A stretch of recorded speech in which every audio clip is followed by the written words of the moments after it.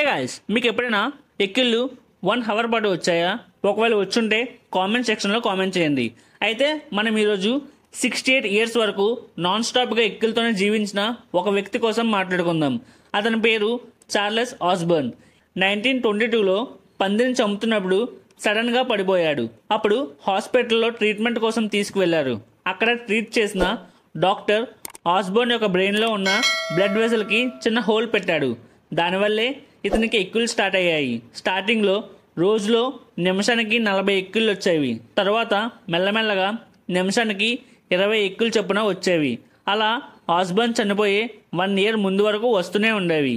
అయితే అప్రాక్స్గా 430 million times ఆస్బర్న్కి ఎక్కిళ్ళు వచ్చాయంట. ఇతనికి గిన్నిస్ వరల్డ్ రికార్డ్ కూడా ఇచ్చారు.